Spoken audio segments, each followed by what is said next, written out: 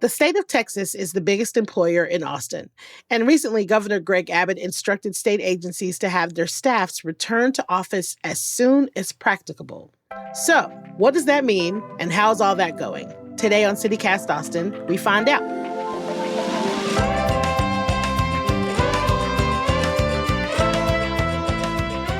It's Monday, April 28th. I'm Nikki Devon, and this is what Austin's talking about.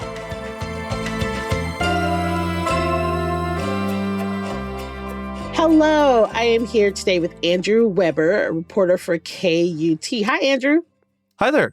So we're going to talk about something that has kind of been, honestly, on my mind a lot. State agencies are currently kind of like rushing to get people's butts in seats after Governor Greg Abbott issued an order to return to the office. So I know that you've been reporting on this. When did this all start, and how were the agencies informed? This all happened the beginning of March, March 5th. A bunch of state agencies in the days prior to that had gotten either calls, like conference calls or emails from Governor Abbott's office saying that they needed to return to work as soon as practicable. So that means like no remote work, like hybrid workers would be sort of reevaluated. And it kind of happened overnight. So a lot of these agencies, a lot of the employees, a lot of the folks from the state employees union were very surprised. This had been something that, state lawmakers had talked about, but it was kind of like a distant thing that could come down the line because a lot of these agencies had seen, a lot of employees, like there was a lot of retention because it was a more flexible work schedule. So a lot of these folks were kind of taken aback.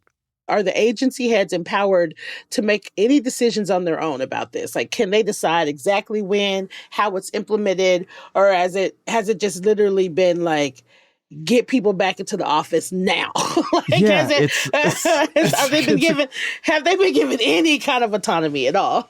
So some agencies went back immediately. I think Texas Workforce Commission started last week in March. And they have a bunch of remote workers, like almost 2/3 of all of their workforce are remote or hybrid in some way. Other agencies like State Health Services, which is a huge agency, they have been sort of phasing in folks and still allowing for some remote work, at least through the end of the year, but it's on a case-by-case basis. It's kind of all over the place. Okay. That makes me feel a little bit better because in my brain, I pictured this like rush, this like madhouse of agency heads trying to get people back into the office and the Benny Hill song playing in the background and people just running to desks. I mean, I think in some agencies, folks would argue that is the case. Yeah. And y'all were getting tips. So y'all got tips from folks about the issues that were happening with this return to office. Like, when did those tips start coming in and what was happening? They started pretty much immediately, like the day of. I think our first tip was from somebody at a smaller agency that was like, hey, I don't know if y'all know this is a thing, but this is going to affect a lot of people. And then more and more tips started rolling in from the bigger agencies. I'm glad you mentioned Benny Hill. I didn't think I was going to say that sentence today, but like these folks at like TxDOT was a big one. We got a bunch of tips from folks at TxDOT because they just didn't have any space at their office. They had this new office. They used to be at Riverside by the old Statesman office. They decided, okay, we're going to buy our own place, build it, and it's going to have a little smaller footprint. And that kind of came back to bite them after this order because it's requiring all of their employees in Austin to be in the office, but they don't have enough room. Like I talked to one person who said that folks were using like these little like phone call cubbies as an office because that's the only, and like, so there's a lot of issues with space. There's a lot of issues with parking as well. Oh, I saw that. That was one I was like, you can't write this. Like folks were parking along the fire lane at TxDOT's headquarters, and you like, I guess ostensibly that is against the city, county, state law because it's a fire lane. You have to clear that lane, but because it's on TxDOT campus, the city and county fire marshal can't enforce it. So I guess they're just fine with that. Our team talked about this last week, and I love the idea of people just being like, F it. You want me to come back to work? I'm parking in the fire lane because I got to get in there. It's madness. So I'm curious, are you hearing similar issues with other agencies? Are those the bigger issues, just like straight up space? I think straight up space is a big issue. Another one is, and I kind of mentioned this earlier, like these policies were super helpful to retain workers, state workers. I think if you ask anybody in any form of government, like administration, it's kind of a thankless job, but it also, you're pretty much guaranteed decent benefits, if not very decent benefits. And so a lot of people are sort of questioning now that this policy is going into effect, okay, do I even want to stay at this agency if they live a little bit outside of Austin? I talked to one person at the Commission on Environmental Quality who lives in Waco. And she's like, I don't know if my position is going to be, like my bosses are going to be amenable to me making this drive or just staying here. But she, has a 2-year-old. So she's like, I can't pay $1,500 in daycare because her husband also works for the state as well. Wow. So it's made a lot of folks kind of reconsider just even being employed at the state. That's kind of crazy. I used to work for the state, and you're right. It's like, yes, it is in many ways a thankless job, but also it's a secure job. It's stable. You have good benefits. You know exactly how much money you're going to make every month. 3 folks I talked to, they were like, I'm looking at jobs at the city and the county now. And they've talked to other folks who are kind of considering the same thing because, Travis County has very, very decent wages, pretty good benefits. And it's not going to be, they're not going to have to deal with the sort of mishigas of all of this. Now, you mentioned earlier, and I wanted to go back to it, space. After COVID, I feel like people were really wanting to give each other a little more space. Maybe not 6 feet, but I think that we, as a whole, as a country, we've been very, very specific about how close we want people to be in our physical space. Do you get the sense that overall the state has just the space in a post-COVID, Texas, to hold all of their employees in the city? I can't say for certain. I can say for certain that a lot of these agencies have scaled down since COVID, because especially in Austin, because Austin real estate is Austin real estate. So many of these admin buildings were leases that were expensive. And they're like, okay, well, we can downsize, or we could just go, kind of lean more into remote work. In the Texas Workforce Commission, they were one of those agencies that did that were like, okay, we're not going to do a handful of leases, and it saved like $8 million, $9 million by the end of the year. Wow. So a lot of these agencies don't have the space and it's not like they didn't see this coming. It's that they planned for a completely different sort of work model.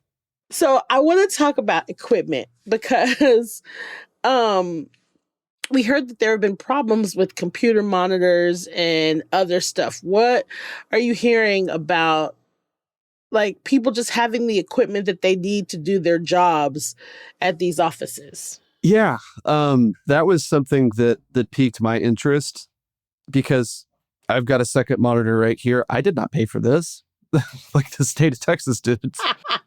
They're just like, hey, take this. Yeah. And so I feel like that happened with a lot of folks who do this, kind of desk-based work. A lot of people are really used to that. It's very helpful. Andrew, I cannot live without my second monitor. I cannot function without it. Normally, if I could have the space, I'd have 3. I'm about to go into the office after this. Sometimes there isn't a second monitor, and it feels like I'm in the olden times. I'm like, and it's like a muscle memory thing, right? Like I look over and I'm like, there's nothing there. There's nothing there. It's like phantom limb syndrome. But a couple folks from TxDOT were like, yeah, we ran out of monitors and we have to go check them out like a library, but you have to return it that day. No. So you have to go in, be like, hey, I need this monitor. And if they have them, they're like, okay, bring it back at, 5:30, 6, whenever you leave. There's also the fundamental problem of having a desk. some folks at State Health Services and at TxDOT, specifically TxDOT, some folks were working in the cafeteria, just at the tables. Absolutely not. No. I know this is a very, very much a first world problem, but it's when you become used to certain resources to do your job efficiently and and and you don't have those resources anymore. There is going to be a learning curve when that efficiency is going to take maybe a little bit of a nosedive because I'm going to spend the first, 17 days looking for a computer screen that's not there. This is crazy to me. This is crazy. It's definitely an impediment, at least for me. Like what I was just talking about, when I go to work and there isn't an available monitor, it's like, all right, well, I got to get used to this. And you can't really get in that flow state. Like, when you're cutting wrapping paper and presents, like when you get that, like you hit that stride. Yeah. It's impossible to hit that for me. Also, just speaking personally, I'm glad you brought up the sort of distraction of all of it. Like, people going back to work, it's loud. It's louder than you remember it. Not to say that,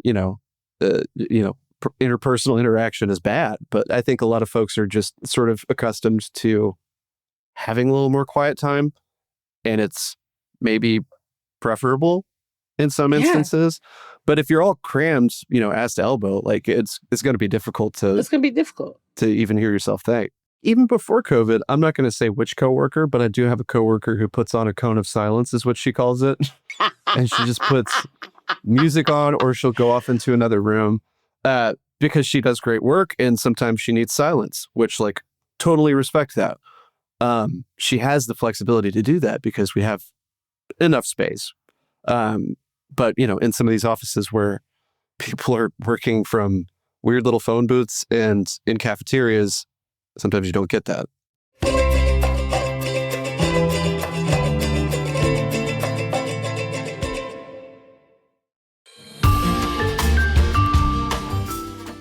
Just off the Texas coast sits a unique beach town marked with salty vibes and sun-soaked memories.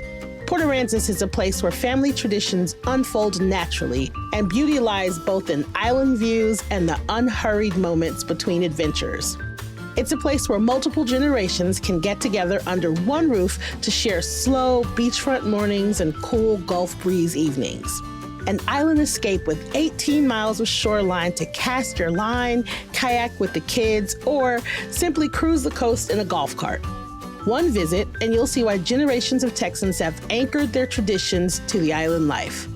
Start your new favorite family tradition in Port Aransas, Texas.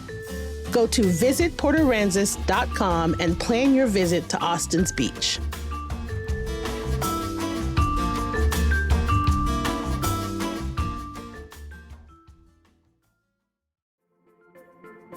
I don't know about y'all, but I'm trying to beat my sister out this year for best daughter. So for Mother's Day, I'm going to give my mama something I know she'll love. I'm going to give her the Aura frame. Now, this frame was featured in 495 gift guides in 2024, selected 3 times as one of Oprah's favorite things. It stores an unlimited amount of photos. It only takes 2 minutes to set up the frame. All you need is the Aura app.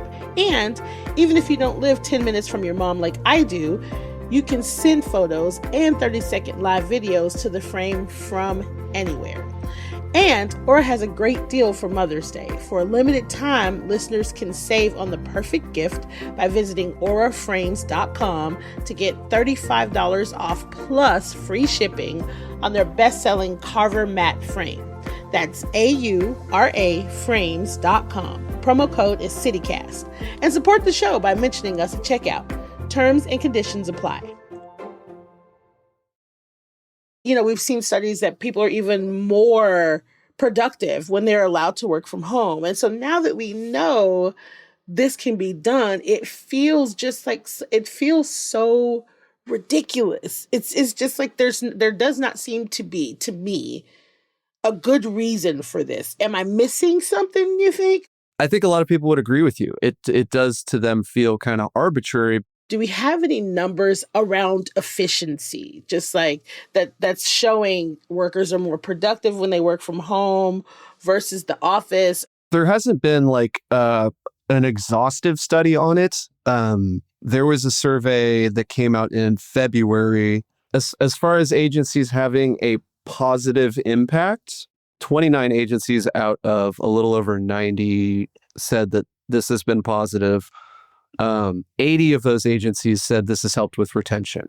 Wow. And in the state a couple years ago, I think it was in 2022, had like the highest levels of attrition in maybe 10, 15 years. So this has helped sort of blunt that a little bit. Yeah. And as far as productivity goes, half those agencies said that everybody is as productive, if not more. So wow. And that's a sort of vibe-based kind of survey. It's just the heads of agencies writing stuff to another state, the Legislative Budget Board, and saying that this has been a good thing. But that still kind of speaks for itself. I mean, that's, even if it is a somewhat, I won't say casual survey, it still says what, you know what I mean? It's like, it's still saying what we all know. Most of the agencies said this is working for us. It's helping us retain employees. People are still productive. It's not like, people are futzing around on the internet all day. Like, people are getting their work done. And so, yeah, it's just to sort of like pull this policy out, feels like it's like, pull the rug out from a lot of people, is the sense I get. Yeah, arbitrary is the perfect, it just feels so unnecessary. But I mean, legally, the state can do that. Like, right? Governor Abbott can direct any state agency to pretty much do anything, whether it is like covered by the labor code, I think is the section of the Texas code.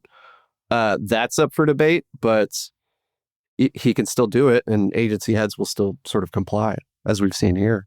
Yeah, it's very much giving, dad doling out punishment. The timing of all of this is, I don't want to say suspicious, but it is interesting because, this came March 5th, the day after Trump's State of the Union, saying, oh, we're going to get all federal workers back to the office or you lose your job.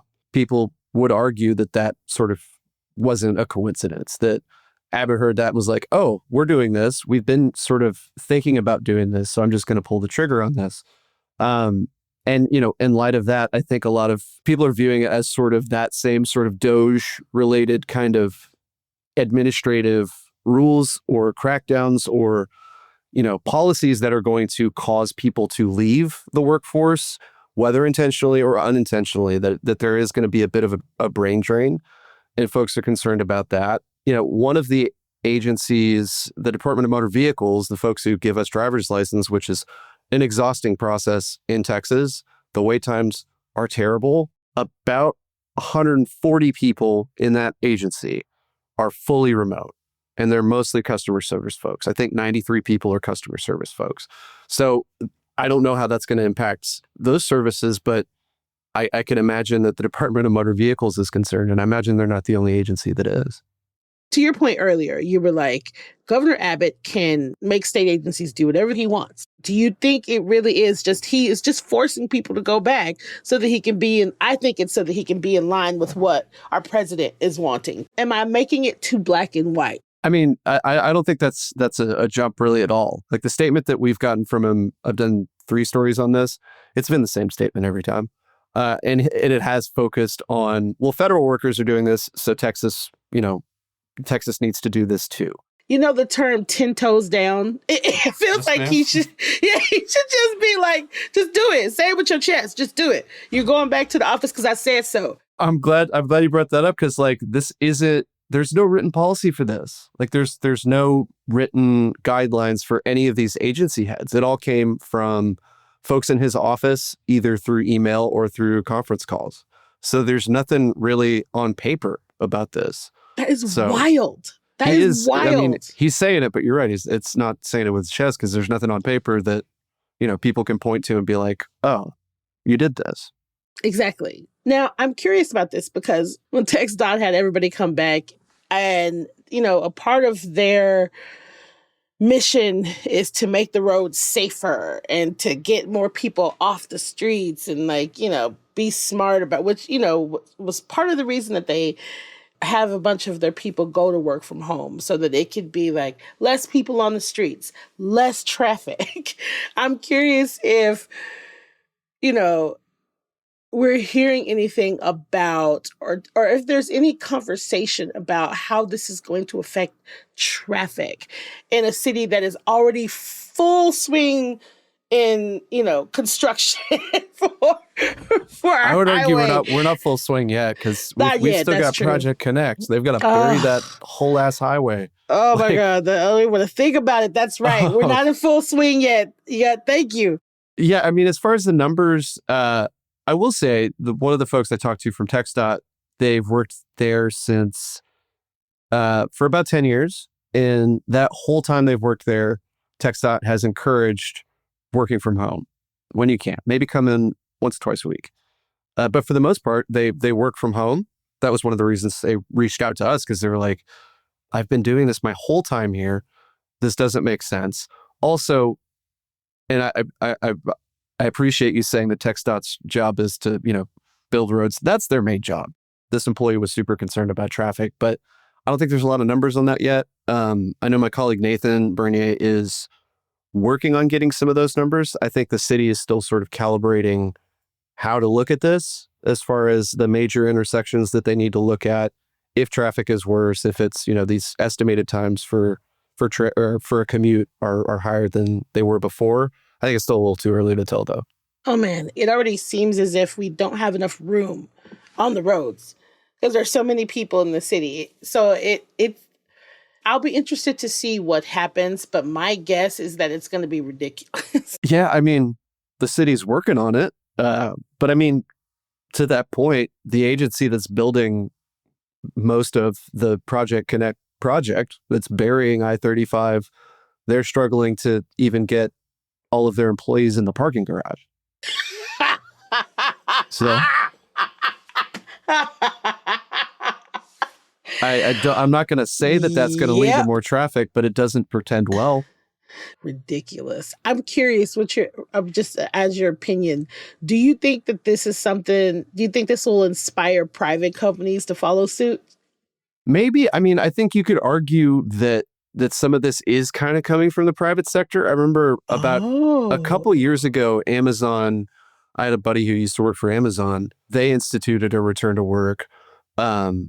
And it was sort of viewed by some folks. I think there was a marketplace story on NPR about it, about how this could be a bellwether for the rest of the entire, workforce of the United States, just because they're such a huge employer. I will say California has done a similar thing where they've pushed some workers back to offices. Wow. That's wild to me. It's just blowing my mind. I don't understand it, and I haven't been given to me what feels like a good reason for it. Just like a good, well thought out reason for it. I still have not heard that. I still haven't heard that. It doesn't make sense. I mean, one of the folks I talked to from State Health Services said that it felt very performative, Yeah. that this is a box to check, without really knowing what the day-to-day looks like for a lot of people. But she also said that they're like, folks are checking on this. Like, they're making sure, managers are making sure every seat's filled. And just to say that, we're in line with what the governor wants us to do. It's ridiculous. Is there anything else that you want to add about this that I maybe did not ask you? As far as what's interesting to me following up with this is seeing if folks are leaving, if Yeah. there is a big drop off. I got some numbers from State Health Services that weren't crazy. Like, it was like pretty much on pace with the last couple of years. Not as bad as 2022. 742 people left that whole year. So far this year, it is 270. So that's from September to now. That's not too bad. That's not too bad. But I think that Texas Workforce Commission, I'm very intrigued to see what they do, because so many of their workers are remote. I think Health and Human Services and State Health Services, those are sort of, Health and Human Services is over the State Health Services. Huge, huge, huge part of the state's budget. I'm curious to see how that plays out in the future, as far as, if they can retain folks, or if folks just sort of bite the bullet and come back into work to just get their butt in the seat. Yeah. Wow. Andrew, thank you for being here and chatting with Absolutely. me about this and nerding out with me about this. Happy to do so. I get paid to do it. It's great. I love it. I love it. I love it. I'm sure we will have you back on to ask you, but this has been great. Thank you Yes, so ma'am. much for taking the Absolutely. time. Thank you.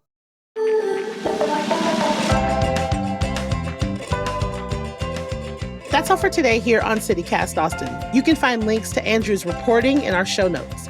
If you enjoyed the show, why not tell a friend, rate the show, leave us a review, and subscribe to our Hey Austin newsletter. We'll be back tomorrow morning with more news from around the city. Bye, y'all.